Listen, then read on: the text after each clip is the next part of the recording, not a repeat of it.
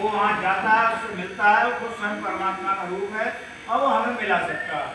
तो सबसे पहले तो एक प्रार्थना है चरणों में परमपिता परमात्मा के महाराज जी के। ये प्रार्थना धर्मदास जी ने करी है।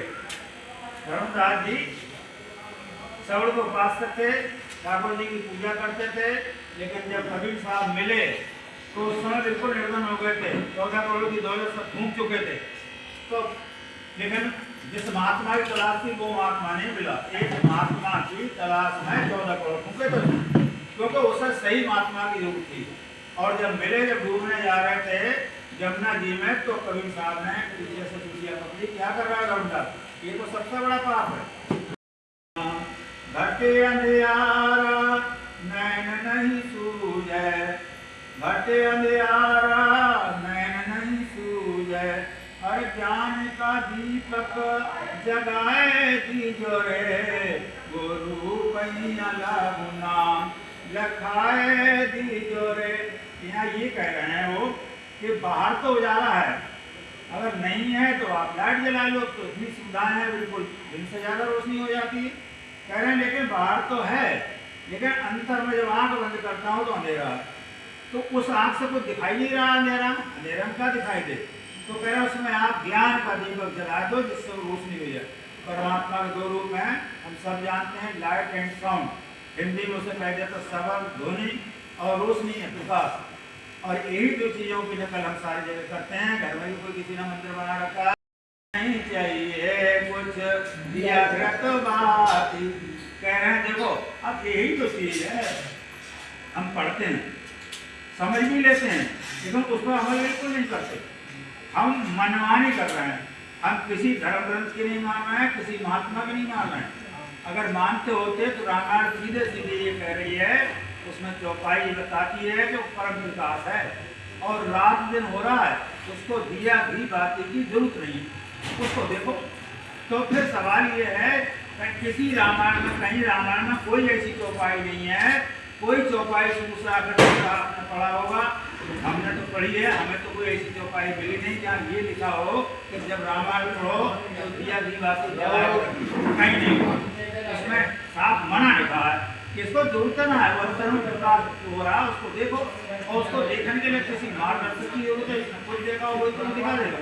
हमारे भाई रचित जी ने बृंदावन को देखा, इन्होंने दिखा दिया। तो यहाँ सवाल आता है, अभी लाइन समझा रहे हैं, मान क्या कर रहे हैं वो अपने गुरु से, विश्व की लहर उठत घट अंदर, अमृत बूंद चुआए दीजो रे, गुरु पैया लागुना। तो कह रहे हैं गुरु महाराज, मेरे अंदर विषय विकार की लहर उठ रही, विकारों की, और कह रहे हैं आप ऐसा करो जो अमृत अंतर में बरस रहा है। कह रहे हैं वो अंतर में क्या है, परमात्मा। धर्मदास की अरजी गुसाई, धर्मदास की अरजी गुसाई, अरे अब की खेप निभाए दीजो रे, गुरु पैया लागुना। धर्मदास की छोटी सी कहानी ऐसे समझन दे रहा।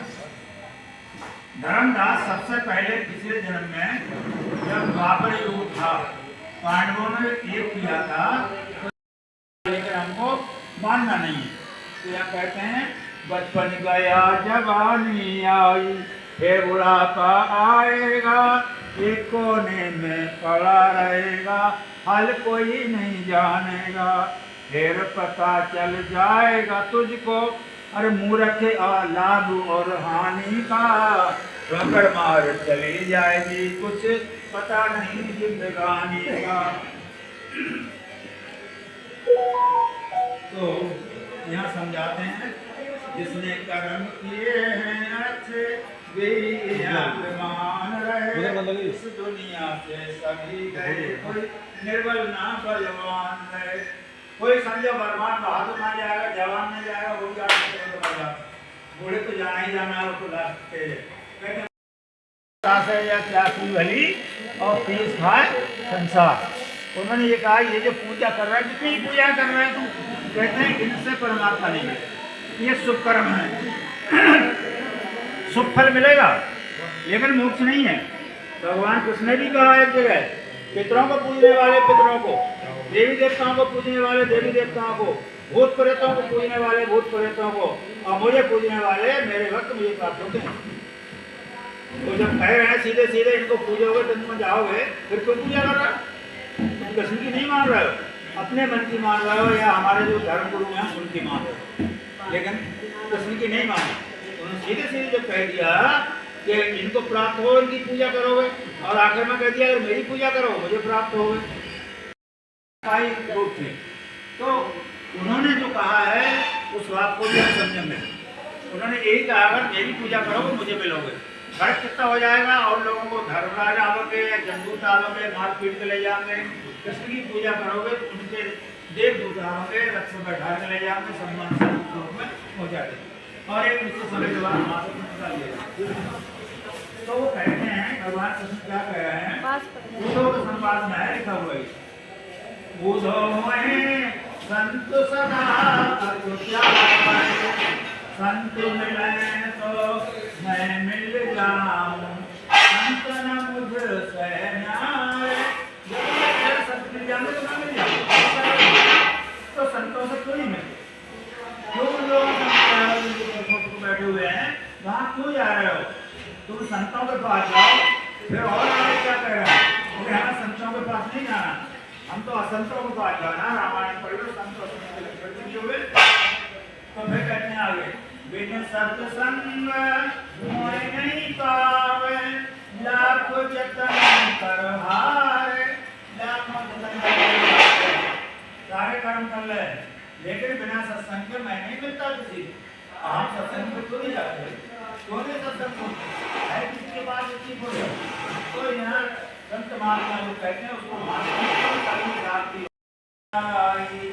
अरे आप भजन नहीं करोगे फिर कब करोगे? क्या आखिर में मौत से बात करोगे? इसका सामने ले कर लो, अब ना भजन भजे तो भाई आगे अंत ना भजिए। अंत समय पर नाम नहीं जब पाओगे, जुबान टूट जाएगी, आंखें पथरियाई जाएंगी, ना कुछ दिखाई देगा ना सुनाई देगा।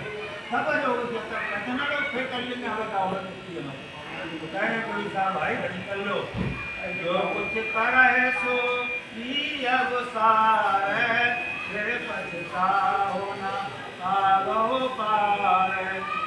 देखो भाई जो कुछ अब कर लोगे, कहते हैं वही तुम्हारे मतलब के लिए वही काम आएगा, और फिर क्या होगा आप पछताओगे, तो फिर कोई आठ बात नहीं मिलेगा, तो डूब जाओगे। हमारे यहाँ कहते हैं नाम की इतनी मेहनत आई है, रामायण में तो पढ़ के देखो, तो रामायण में तो ये कह दिया है, कहते हैं कलयुग केवल नाम आधारा, सुमरि सुमर नर उतर ही पारा, कहाँ लग नाम बड़ाई, राम न कहे नाम गुण गाई। जो नाम है गुरु मंत्र संतों से मिलता है, उसकी महिमा भगवान राम भी नहीं गा सकते। क्यों? तुलना करिए, बहुत लंबा वृत्तांत है, एक टाइम सुनेंगे। तो ये कहते हैं राम भालू कप कटुक बटोरा, सेठ देत श्रम कीन न थोड़ा। भगवान राम को कुलवाने के लिए बाण राम 20 भालुओं की सेना इकट्ठी करी, सब पुल बांधा। और फिर रामायण में कह रहे हैं नाम लेत भव सिंध सुखाई, करो विचार सुजन मन मान। राम नाम का अंतर है यहाँ पर, तो यहाँ इसको बहुत प्यार से हम समझेंगे, निष्पक्ष हो गए। वो ये कह रहे हैं कि नाम में तो ये ताकत है, भवसागर सूख जाता है, पार नहीं करना पड़ता है, जैसे आप कहते उतरने को, और लोगों के लिए तो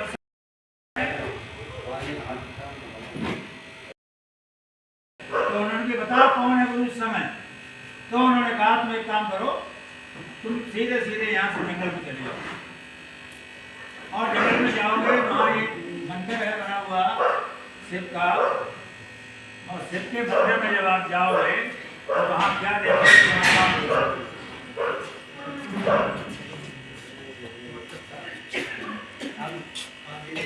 अब वो चमत्कार ये है, वहाँ विशोगा खेचर नाम के संत रहते हैं, और विशोगा खेचर जो वहाँ आपको मिलेंगे, जरूरत होती है वो जाएगा, और अरे संगीत सीखना है कोई तो ढूंढेगा संगीतकार को, और जेब काटनी सीखनी है संगीतकार के पास थोड़ी जाएगा, जुपत्रा के पास जाएगा। उन्हें जरूरत थी परमात्मा की, और वो बेचारे चल दिए। जब जंगल में पहुंचे, मंदिर देखा उन्होंने, शिव मंदिर बना था, और वो महात्मा उसी मंदिर में लेटे हुए, और ऐसे लेटे हुए है कि बाहर की लोगों को लग रही है बहुत बदतमीजी है, वो शिवलिंग पर पैर रख के लेटे। मेरी प्रभु के चरण कमलों में जो पिछली संची के महापुरुषों हैं, हजरत बाबा साधन सिंह जी महाराज, परम संत कृपाल सिंह जी महाराज, अध्यात्म प्रसन्न दर्शन सिंह जी महाराज, चरण कमलों में यही प्रार्थना है कि जो जो हम सबके लिए बेहतर हो ये महापुरुषों में दें, हमें सबके साथ जोड़ें और हमारे भीतर प्रभु की ज्योत के हमें दर्शन करवाएं। थोड़ी देर में मैं आपको एक बैठक से उठाऊंगा और मेरी शुभकामनाएं आप सबके साथ है।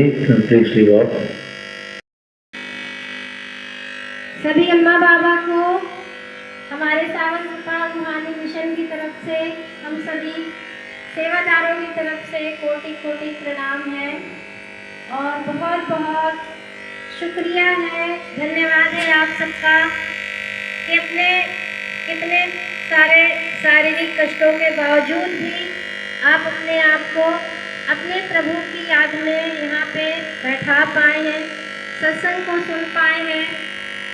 ये सब भी हमारे प्रभु की ही कृपा से संभव हो पाया है, हमारे गुरु की कृपा से संभव हो पाया है। तो हमारे गुरु का कोटि कोटि प्रणाम है, जिनकी वजह से हम सब यहाँ पर मिल करके सत्संग का आनंद ले पाते हैं। और हमारे श्रीमान प्रीचर अंकल जी का, गोपाल स्वरूप अंकल जी, जिन्होंने बहुत बढ़िया सत्संग फरमाया, हम सबको अपनी परमात्मा की याद में बैठाया, तो उनका भी बहुत बहुत धन्यवाद है। और हम सबको इसी तरह अपने आप को इसी परमात्मा के रास्ते में ही लगा करके रखना है। इसके अलावा कुछ भी सच नहीं है, जो सच है वो हमारा प्रभु है, और कुछ भी हमारे लिए अगर कर सकता है तो वो हमारे प्रभु हैं। तो हम सब अब प्रसाद लेंगे और आगे के अगले महीने के सत्संग के लिए फिर से मिलेंगे। बहुत बहुत धन्यवाद।